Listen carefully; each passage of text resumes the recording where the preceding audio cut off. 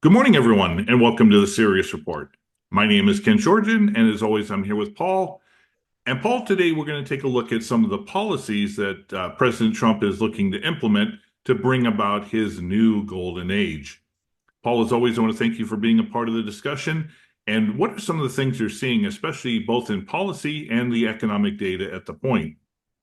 Well, obviously, thanks for joining as well, Ken. Pleasure as ever. And it's good when we always get together. So, yeah, we thought this is really saying, okay, and discussing some of the figures, the comments they're making, and why they really seem to be rather oblivious to their policy decisions and going, well, in the end, it'll all work out fine. And I thought I'd start off with statements that the Commerce Secretary Howard Lutnick, made when he was defending Trump's tariffs and basically going, well, if they trigger a recession, it's going to be worth doing it. I mean, frankly, that is, for me, a ridiculous comment to make. And he came out because the markets are going to learn, let the deal maker make his deals. I mean, and this is what they're kind of thinking they can go around the world and bully nations with tariffs. And oh, well, if the markets get a bit upset about it, who cares? Now, that, of course, and we're not going back to the previous discussion about what it does to the markets, but the fact they think like this and don't seem to be at all concerned, I mean, in terms of what these policy decisions are going to do, and and insisting it's the cornerstone of their strategy, and going, and when you have to negotiate with someone, I mean, they're treating countries like that it's a business deal between you and I, Can, for example, and go, well, they're ignoring us. They don't want to engage. So we have to then, we've got the best deal maker in the world, Trump, and he's going to force them to respond. And then they do respond. And so how do they respond? By doing precisely the same things. And how's that going to benefit the United States? It's not. And if you get asked, well, these policies are supposed to be so beneficial to the US, but you actually, how do you think it's going to do with respect to creating a recession? And he came out and went, these policies are the most important thing America has ever had. It's worth it. These policies produce revenues. Well, yes, but with a huge price. And then, saying in the next breath, well, we won't cause a recession. Well, this is just the kind of talk that is like, well, we've got this idea and we're convinced it's going to work and there's not going to be any backlash on the American people. I mean, whereas instead of actually admitting the truth that the revenues raised are paid by Americans, I mean, and they're going to pay a big price for this, and you're going to have to pass on the extra cost to the American consumer, and it's going to cause higher prices.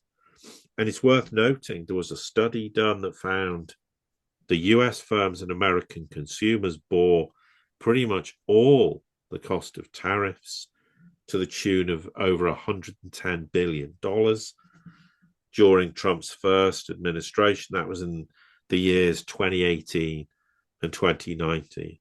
That is inflationary, whether people like to tell you it's inflationary or not. And why this is disastrous is because Americans are going to have to accept that in the future, goods and services are going to get considerably pricier. People are therefore going to demand higher wages to compensate for this. The cost of living is going to rise sharply. This is totally unsustainable, and it will end very, very badly for at least the bottom 50% of the earnings brackets. And just the simple maths proves how utterly disastrous this is. And yet they're just going to pursue these policies and say, well, we raised all this extra revenue, but it's like there's no implication for doing this, when we absolutely know there are implications, because It's back to this point: if a widget cost $1, now it's $1.40. Someone's going to have to absorb the cost, and it's not going to be the person selling you the widget, because the US doesn't have other markets to access that widget from.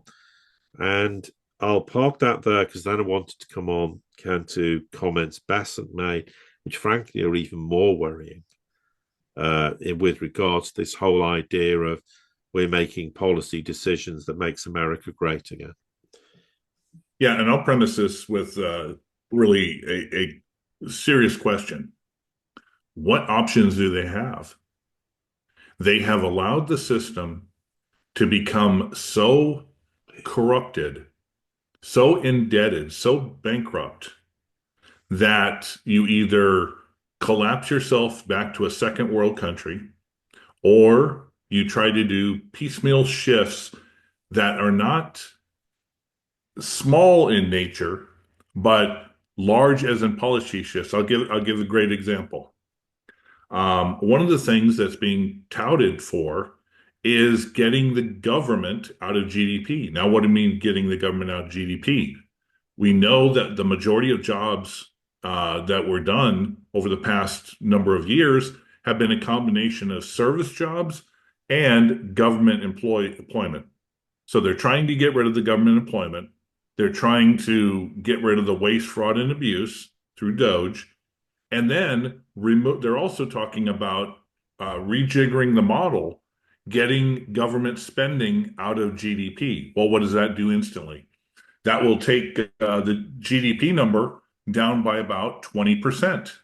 So instead of $25 trillion economy, now all of a sudden you've got a 19 to $20 trillion economy. And that puts you well below China and, on par with the entirety of Europe. So are you willing to beggar yourself to a certain point by making adaptations? Well, we know the reality. Almost all the data is false to begin with. GDP at its core, before it was changed coming out of the Great Depression, was actual manufacturing and productivity. Now it's about consumer spending and government spending. 90 to 95% of the entire GDP is consumer and government spending. So if you got your economic model based on that, the only way you're going to be able to try to, bring about a solution, especially if you want to make a recession now and then dig your way out of it, is by changing the model back to the way it should be. Employment numbers, we should really be sitting probably at 16 to 20% unemployment. Inflation, we should really be between 8 and 13, 14% inflation. You got to put those true numbers out there so you at least have a baseline to try to see if your policies that you're going to do have any real improvement or not. Because if we keep the same corrupted models, then it's all meaningless anyway. Yeah, absolutely. And they're not going to be prepared to do that, because that's going to have an instantly hugely damaging impact on the US economy. But one thing Americans are being conditioned, as I said earlier, is to accept higher costs related to everything. Well, if you sit in your little ivory tower and you're rich, then that doesn't affect you. But this is going to impact huge swathes of the US population. And one of these big statements that they've come out, the Trump administration, is we're going to improve everyone's quality of life. We're going to have all these, everything's going to be the best, the healthiest, the safest. We're going to have the most vital communities anywhere in the world. We're going to have this golden age. And then, while saying all this, Besant came out and said there's one element of this American dream, the new American dream, is he said access to cheap goods is not the essence of the American dream. What? So what is the essence of the American dream? Everyone pays way higher to buy goods. Well, if you can't make ends meet in the economy with cheap goods, then you're going to have to earn massively higher wages. Well, how are you going to earn massively higher wages and justify that to a business whose operating margins are going to be squeezed, and therefore they can't afford to keep you in employment if you want to be paid 10, 20, 30% more? And, Besant said instead of all these cheap goods, the dream is focused on mobility and self-actualization. So any citizen, apparently, for the American dream can achieve prosperity. Is he serious? Upward mobility, economic security, and going, for too long, the designers of multilateral trade deals have lost sight of this. I mean, I'm sorry, this is some kind of idealistic nonsense that's going to totally destroy the US economy. Because why shouldn't people have access to cheap goods? Because it's a way that people can afford to live. I mean, what are you going to do? Crush consumption totally? So you want to reindustrialize America, but crush consumption? Well, good luck in those two contradictions playing out, because they don't. So they're trying to, on the one hand, say, we're going to have this hugely more vibrant economy. We're going to build this golden age, and everyone's going to pay loads more for goods, which they can't afford to pay for. And obviously they think the current trade regime is unfair. Well, the US caused their own demise in doing that. But then, but we provide a source of massive demand. Well, really? Well, that's because you don't produce things internally. Well, but you're going to produce things internally that are going to cost the Americans hugely higher in percentage terms. And, we're the arbiter of global peace, apparently, which they're not. And no one's compensating us for all this. So now everyone has to pay the Americans back for all the great and good that the world did for them, that America did for them, which of course no one believes. But this is a total U-turn on the campaign promise Trump made to lower the cost of living, and while repositioning Trump's America First agenda. Now, Besant also came out on mainstream somewhere or other and said there's going to be a detox period because government spending is going to be slashed dramatically. Trump came out and said we're going to have to go through a period of transition, refusing to say whether there'll be a recession or not. But then Trump's Federal Trade Commission chair came out and said, we're going to combat inflation by making sure wages stay higher. I mean, that's a total contradiction in terms. And this is, yes, a complete reversal of economic policy, fiscal policy. Well, but let's deal with the economic policy first, where cheaper goods were the point of having these huge trade agreements. So things that people couldn't afford in the past are now more widely accessible to the masses. Okay, there's an argument they're still overextending themselves. But what you're going to do is bring all this industry home and have no one being able to buy these goods because they can't afford them, because suddenly, you want to buy a new television and it's 3 times the price.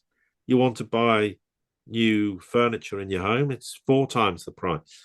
So no one's going to buy into this American dream. No one's going to be able to afford to do it.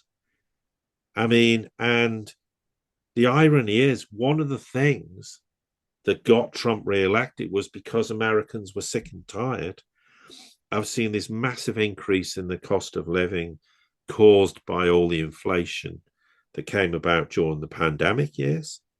So the very thing that helped them get elected, they're going to create more of, make it more of a problem than it's ever been. And I don't understand where Besant thinks these much higher paid jobs are going to come from, how people can achieve prosperity. I mean, this is not the 1950s or the 1960s where the American dream was real. And it died by the 1970s, and it's never been there ever since. This is just living in a world that doesn't exist. They think it's real, and this is why they believe they can raise the current system to the ground and simultaneously bring all this industry home and finance all the infrastructure that needs to be built based on a highly inflationary environment, which, as you rightly said, interest rates, etc., should be way higher. This is not possible to do this. And in this make America great delusional fantasy that they're living in, they're going to blow the entire US economy to pieces. Never mind what it does to the financial system. They're going to wreck trade deals. The rest of the world's going to go, we're going to trade with each other. They're going to say to the United States, well, good luck trying to reindustrialize on that basis. Bear in mind, all this is going to take decades. And in the process, you're going to destroy the bottom 50, 60, 70% of the American population in trying to introduce these policies. And quite frankly, it's staggering how they sit there and imagine that this is going to achieve anything other than just destroying everything. It's one thing to recognize the failings, absolutely, and where we are currently.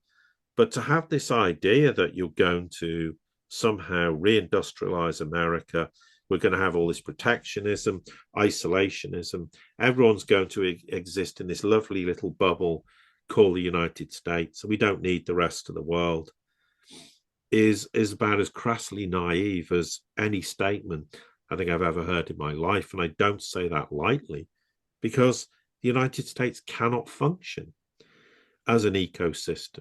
It's impossible.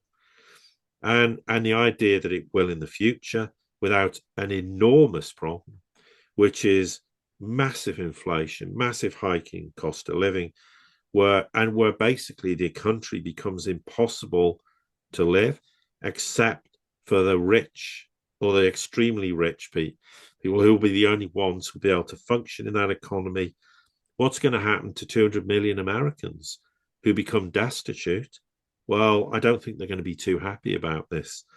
And they're just stoking a risk of not only massive economic financial problems, but huge societal problems. And I don't think the American people are going to take too kindly to being gutted whilst being told, but don't worry, you've made America great again. The contradiction is absurd.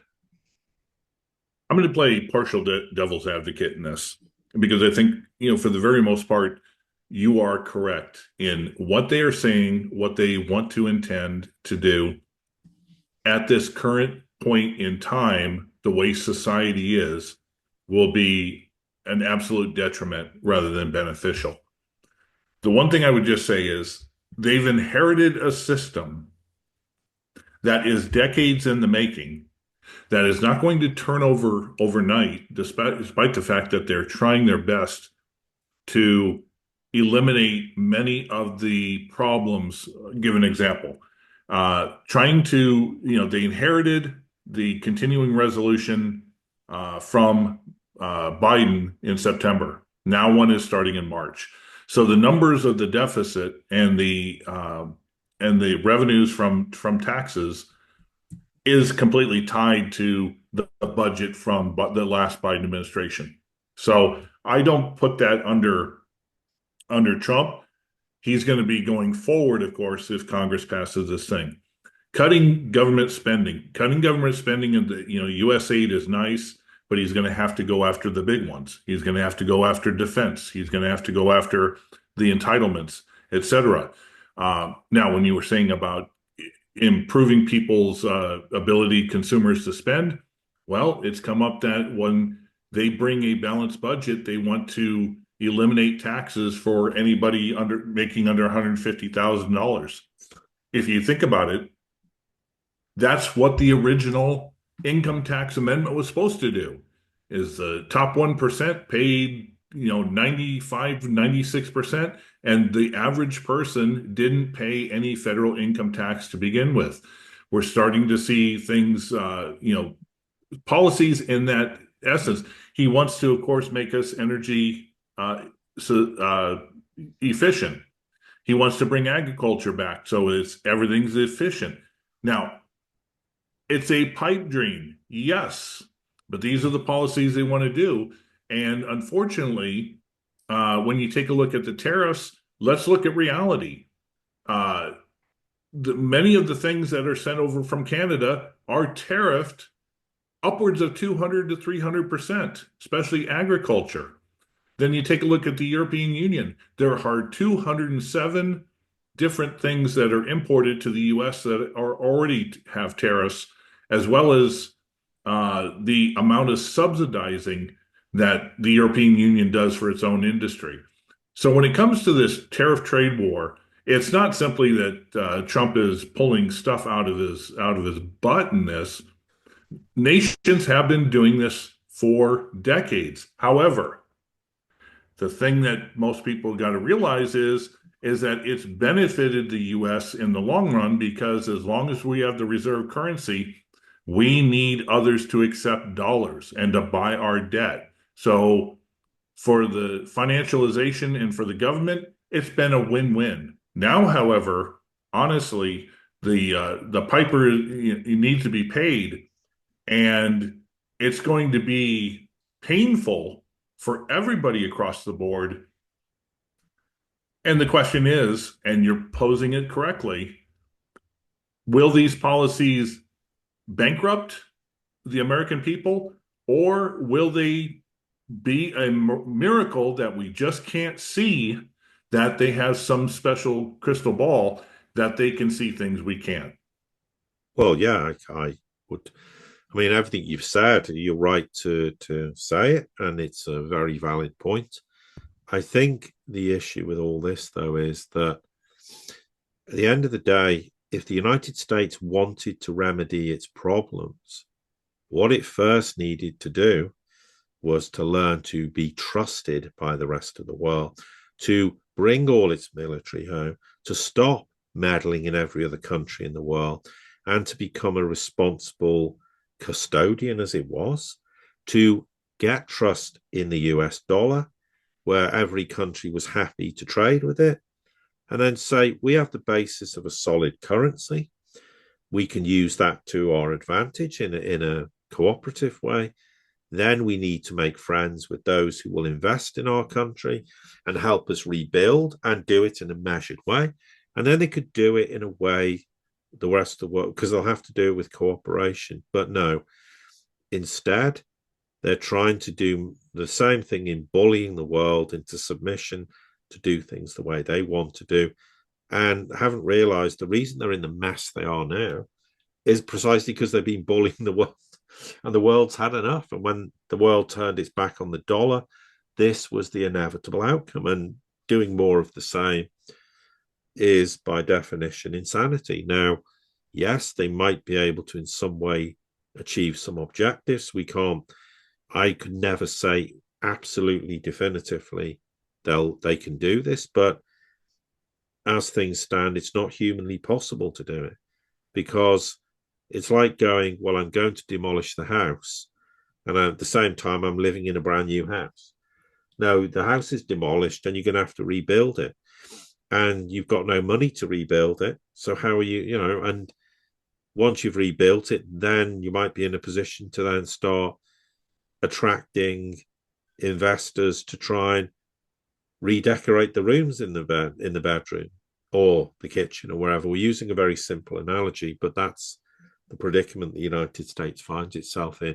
And I just think they're living in this idea that we're America, we're the exorbitant privilege, we're the greatest nation. I mean, Trump came out the other day going, we're stronger than China, Russia, and Iran put together. These are just very bizarre comments to me. They're not a strong nation anymore. And just look at the example of the Houthis leading the United States a merry dance in the Gulf. The Houthis of all persuasions made the United States look like idiots on the world stage by giving them the runaround. And what was the US response? Please stop doing this, and we might, look to remove sanctions against you. And they went, we don't care. We're going to carry on. And they still control shipping through that region. That is not a nation who's a hegemonic power anymore. And they want to be this great nation and still be hegemonic, still have a strong dollar or a weak dollar or whatever it is that they want. That's the world reserve currency. It's like they want everything and more. And they're expecting the rest of the world's just going to sit there and go, yeah, that's fine. The world's had enough. They're not going to allow this to happen. And in the end, you can argue the destination would be good for the United States if they could do this. But in the process, they're going to upset the rest of the world and upset the vast majority of the American people. And here's the thing, if you make the tax only imposed on the 1%, what do we think the 1% are going to do? They're all going to leave the United States and go somewhere where the tax isn't a burden to them. And then who's going to pay the tax that the United States needs? The rest of the population again. It just doesn't work like this. And so therefore, claims you're going to not tax anyone below $150,000 is not a reality. And let's see what happens. Don't be surprised if during the rest of this year, the budget deficit gets bigger and bigger and bigger and bigger. And everyone's going to go, what was this Doge supposed to do? Why aren't you slashing costs? They came up with a great idea to get elected. The people bought into it because they didn't think about what the reality is.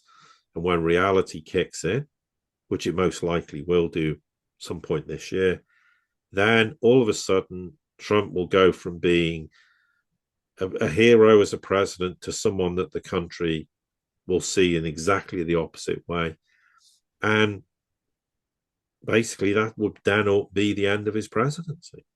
Again, on the basis of making policy decisions nobody can seriously imagine is reality. And to say the American dream's not built on access to cheap goods, well, that is, for me, is probably the most ludicrous statement I have ever heard anybody in any administration ever make, because the whole basis is for goods and services to be cheap and affordable, because that is the essence of how a real economy has to work. The idea, well, no, everything should be very expensive because it's good for you to have very expensive everything. Really? I mean, sorry, it's absurd. Yeah, in the end, Trump has to decide whether he wants to make America great again or make America an empire again. The second one, he will fail miserably. The first one, he has potential if he does the right things. And yet we will see, because in the one thing about politics that people have to fully understand is that politics is about perception. It's not necessarily about reality. The people today, we have short-term attention spans, and we listen to the hyperbolic rhetoric, and we go from there. Whether it's true or not, all we have to do is see how one half or the other half is easily swayed by certain things they see on social media. So I am one of those that I want America to be better. I want Europe to be better. I want the world to be better. But I'm not going to sit there and listen blindly to, oh, Trump's going to save the world or do this. I want to see what the policies are. I want to see what the outcomes are from those policies, and then eventually make my way forward. You know, I'm in many cases the Ron Paul. The basic root problem is sound money. Well, if we're not going to do something to resolve that, then it's all meaningless in the wash anyway. We can either die slowly or die quickly. Our choice. Any other comments or thoughts you wanted to add to that, Paul? Just a last point, and I've said this many times because there'll be people listening to this thinking I hate America. I don't. I know a lot of friends there, Ken included, and people I care about. I do care about the country. I want it to be a great nation amongst equals, but I'm not going to sit there and pretend that's going to happen with crassly idiotic policies. I know, and there's no contradiction in that. it's the caring about America that makes me want to make these statements. If I didn't care, I could go, well, so what? Let them just do whatever they want. It's not my problem per se, but I feel it's something we need to address and not just have the MAGA view that it's all like roses in the garden, because it absolutely isn't. And yes, I wish they would make America great again, but do it in a way that you have a great chance of succeeding and not pie in the sky policies. Yeah, that's the great thing. You and I, Paul, here is sometimes we have disagreements on the perspectives of what we see of a given thing, and there's nothing wrong with that. Paul, as always, I want to thank you for being a part of this discussion and for your great insights. Yes, and likewise. And to everybody here at the Sirius Report community, thank you, as always, for your support. Don't forget to like, share, subscribe, comment, send this out to anybody you think it might be important to. And until the next time we get together, have a great day.